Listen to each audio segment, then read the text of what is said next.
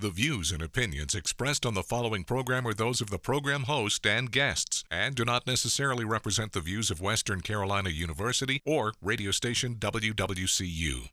Hello, everyone, and welcome back to the Sports Crazy Stories and Conspiracies podcast, the sports podcast that gets you behind the scenes of sports and gives you an in-depth look at some of the craziest stories the sports world has ever given us.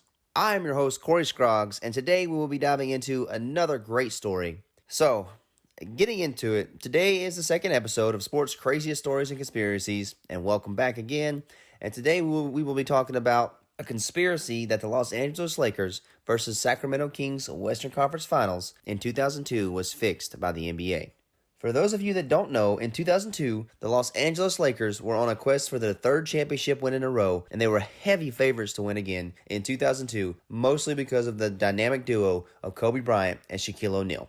And on the other hand, the Sacramento Kings were a good, solid team, but were nowhere near the caliber of the Lakers team. And when it came down to it, nowhere near as popular as the Lakers in the NBA. So, first thing, to add a little bit of context to the story, the team that had won the Eastern Conference side of the NBA playoffs was the New Jersey Nets. They were a decent team, but again, compared to the Lakers and even compared to the Kings, the Nets were no match for either team in the finals. So, I just want to let you know the difference in talent when it came to the different conferences of the NBA. The West was so much better than the East. It wasn't even close. So much so that a lot of people saw the Lakers versus Kings series as the real NBA Finals for 2002, as they were the best two teams in the NBA that season. Now, the reason I brought that up was to let you understand the talent difference between the two conferences and to let the average viewer listening to this, who might not be a big fan of the NBA, just to let them understand the popularity difference. And what I mean by that is, again, if you're not a big fan of the NBA, you are more likely to have heard of the Los Angeles Lakers or Kobe and Shaq, rather than have you heard of the Nets or the Kings or some of their, basketball superstars such as Mike Bibby, Chris Webber, Jason Kidd. You get my point. This all translates in viewership for the NBA. So the first part of this conspiracy is that the NBA wanted the Lakers to win the whole series versus the Kings because they knew that if the Kings and Nets were playing in the finals, that was more than likely going to equal bad ratings for the biggest event of their season. So there seems to be some validity there to a lot of people that this could be the biggest reason that the series was fixed for the Lakers. So the biggest quote-unquote fixed part of this Lakers-Kings series was in Game 6 of the Western Conference Finals. Now, if you are a big NBA fan, you probably know that this game is famous for being known as one of the worst officiated games in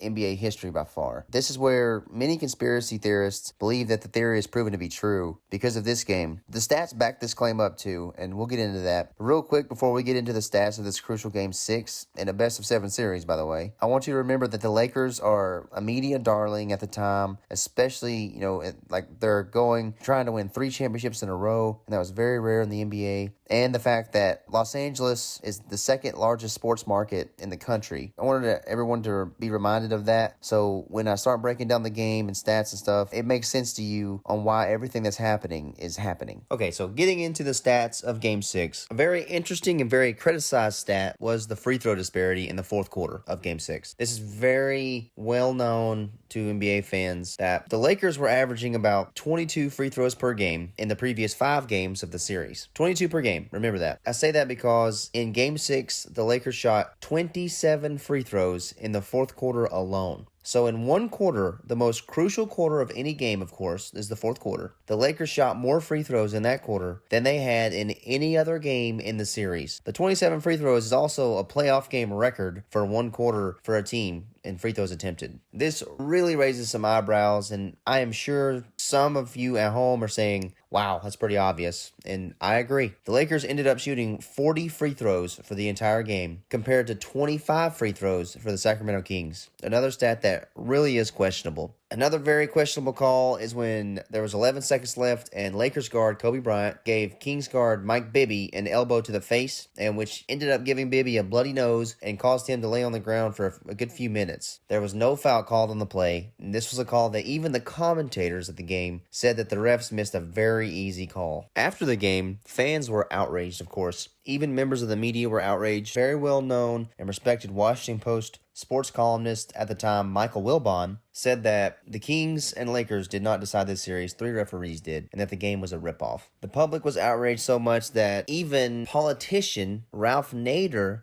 wrote a letter to David Stern, who is the commissioner of the NBA at the time, demanding that the game be reviewed because the final score was so close that the Kings would have won the game if it weren't due to poor officiating. And then he stated in his letter that it is important that during the public's relaxation time for there to be a maintained sense of impartiality and professionalism in commercial sports performances. I mean, if you get a politician writing a letter to the commissioner of the NBA, something is up in my mind. I don't recall many politicians getting involved with poorly refereed basketball games. This really got the story on a national level and not just to the casual NBA fan. Adding to that, Kings coach Rick Adelman stated that our big guys get 20 fouls in the game, and stating that 4 of his bigger men got fouled out of the game because you get 5 fouls and then you're out of the game in the NBA, just in case you don't know. So 4 of his big men got 5 fouls, and that accumulated 20 fouls, and Shaq for the Lakers only got 4. And then he stated that they got what they wanted to happen. Basically, he is saying the fix is in and there's nothing we can do about it. The conspiracy took on a whole new life when in 2008, 6 years later, former NBA referee Tim Donaghy, who was being indicted for fixing games for gamblers at the time, sent a letter through his attorney to Judge Carol Amon making potentially harmful accusations on the ethics of the NBA.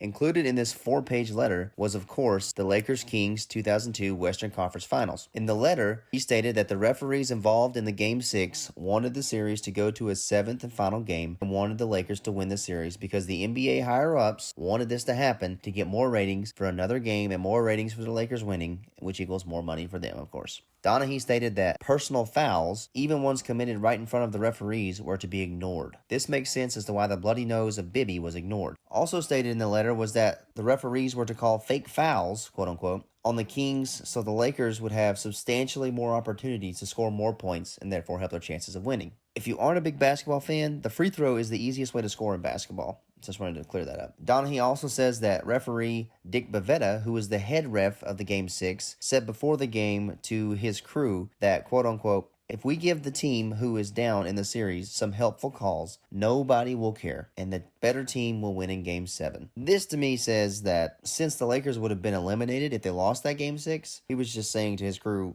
we can't let that happen. Back to Donaghy. Donaghy is well known for being a corrupt NBA ref and fixed games for gamblers and even himself to make money off of it. Donaghy said that Commissioner David Stern knew all about the games that were fixed. So the NBA Commissioner David Stern, of course, played it off as this is just a man who is in serious trouble for terrible crimes he committed, and he is trying to do anything he can to get a lighter sentence. He even said that people should be reminded that Donaghy is, quote-unquote, an admitted felon. That was a cheap shot in my opinion, but it was well played by the commissioner. So this theory of Donaghy trying to get a lighter sentence by exposing the NBA for being corrupt does seem to make sense though, because Donaghy would have motivation to lie about these things, as giving the information he did to the feds got his sentence reduced from 33 months to just 15 months in prison. The FBI did an investigation with all this information and found no wrongdoing by Stern or the referees who were involved in Game 6. To this day, many highly respected people still call that Game 6 the worst officiating they've ever seen. Michael Wilbon even was quoted again in 2008 saying, to this day, that is the worst officiating I have ever seen in my 28 years of covering professional basketball. To this day, there is still no explanation why the game was so poorly officiated. This Game 6 will now and forever remain a mystery and a conspiracy. So again, the choice is yours. As always, what do you believe? Please let us know. That is all for the second episode of the Sports Craziest Stories and Conspiracies podcast. We hope you enjoyed it, and we hope you tune in next time. Thank you so much for listening to the Sports Craziest Stories and Conspiracies episode 2. We hope you tune in next week to hear our next crazy story or conspiracy.